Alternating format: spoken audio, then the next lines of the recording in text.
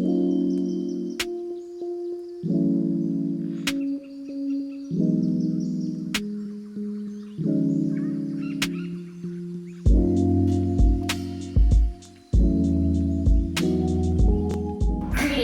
we're back with another episode of Bali. Except that, look at this. I fell into a hole while walking home one night after dinner. So it's kind of fitting because today we're going to talk about what to expect in Canggu in 2023, including holes in the ground. Anyway, if you guys are new to this channel, welcome. I'm Isabel from Bell Around the World. I've been a travel blogger for the past 8 years and traveling full-time for the past 5. In case you guys are curious about how I managed to make traveling my full-time job, check out the course in the link in the description below where I've shared everything I've learned about blogging and ranking on Google traffic and getting traffic organically without paying a single cent on ads. All in the description below. But today, we're going to focus about what you can expect in Canggu in 2023, especially if you are thinking about coming to Bali, which I suppose you are because you've landed on this video. One of the most important things to keep in mind when visiting Canggu in 2023 is the increased traffic in the area. No surprise there. With more and more people flocking to this popular destination, you can expect to see more cars, motorcycles, and tourists on the roads. This can make getting around a bit more challenging, especially during peak travel times. So be prepared for some traffic delays.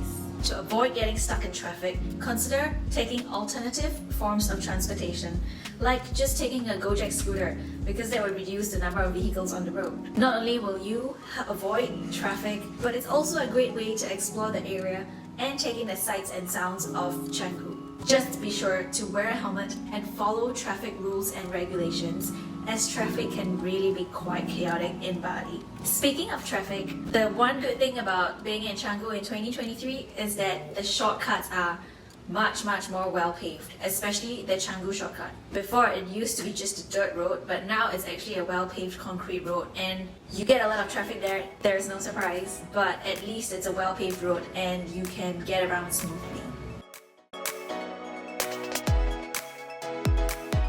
Additionally, with the increase in tourism, you may also find that some of the more popular attractions and beaches are more crowded. So to beat the crowds, try to get up as early as you can and plan your itinerary accordingly. Try and buffer a couple of days as well, because not only does it get crowded, but some days it's rainy. You can also visit the less popular but equally beautiful spots in the areas. When it comes to dinner, especially at nice restaurants or really popular restaurants, make sure you make reservations in advance. Places like the Penny Lane, Maiden, they're great places to have dinner at, and I was turned down more than once I hadn't made a reservation in advance. And speaking of more tourists and more development in Canggu, you will not be surprised to see more construction buildings going on. So you might get roadblocks here and there because there's a lot of construction going on, and especially when it's not the rainy season, that's when all the buildings and all the construction work start picking up.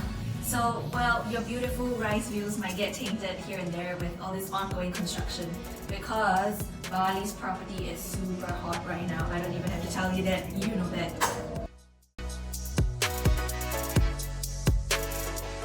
Canggu is also a great destination if you're trying to focus on your health and wellness goals. With a number of yoga studios, gyms, as well as wellness spas sprouting out everywhere, you can easily stick to your fitness goals when you're in Bali. I've mentioned in my earlier video on the cost of living in Bali a number of recommended yoga studios and gyms that I recommend going. One particular trend that's popping up is also the growth of recovery centers. So what I mean by recovery centers are ice plungers, saunas, and pools for you to lounge in. And that is most commonly found in a lot of gyms around here, such as Nirvana, Wanderlust, The Body Factory, Avenue Fitness, even in co-working spaces like Nebula. They actually have an ice bath and a sauna. If you need some extra pampering, there's also plenty of spa and wellness centers around. My friend asked me the other day what I recommend. There are a number of spa and wellness places that have popped up among the scene, and there's eSpace, Lotus, Jamu is also not bad, as well as Tonic. Speaking of tourists and the influx of digital nomads, I've also noticed a particular influx gearing towards certain nationalities. For instance, Russians. No surprise there because it's 2023. And also a lot of Dutch people. So in the past there used to be a lot of Australians that I've noticed 5 years ago when I first came, but these days I'm seeing a lot more Russians and Dutch people. And with the influx of all these people trying to come in and trying to develop and trying to build a property here and trying to look for places to rent prices have gone up to 3 times since the pandemic. So during the pandemic, rent and food costs were at least half price. But since recovering from the pandemic, it seems that rent has tripled in prices, and restaurant prices have also doubled itself. With the influx of more digital nomads coming here to settle and work online, there is also more co-working and co-living spaces around. For instance, WeWork, my favorite co-working space, just turned 2 years old. Genesis Creative Center has been here for a while through the pandemic. They have just turned 4 years old. Nebula Entrepreneurial Space is also pretty new, as well as Spaces. Of course, one of the biggest draws of Canggu is its amazing surf spots. Whether you're a seasoned surfer or a beginner, you'll find plenty of waves to catch here. And with a number of surf schools and rental shops, you'll have everything you need to hit the waves. Just make sure to take care of yourself and the ocean and respect the local surf culture. Despite all the development, Canggu still holds on to its traditional roots. You'll see plenty of rice paddies, temples, and traditional villages in the area. And there are also many ceremonies and festivals that take place throughout the year. So, be sure to immerse yourself in the local culture and learn about the history and traditions of this incredible place. And that's a wrap. I hope this video gives you a good idea of what to expect in Canggu this year. Whether you're here for relaxation or you're thinking about moving to Bali, this beautiful place has something for everyone. So pack your bags and get ready to come to Bali.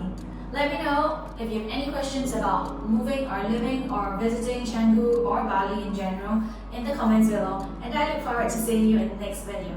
Bye!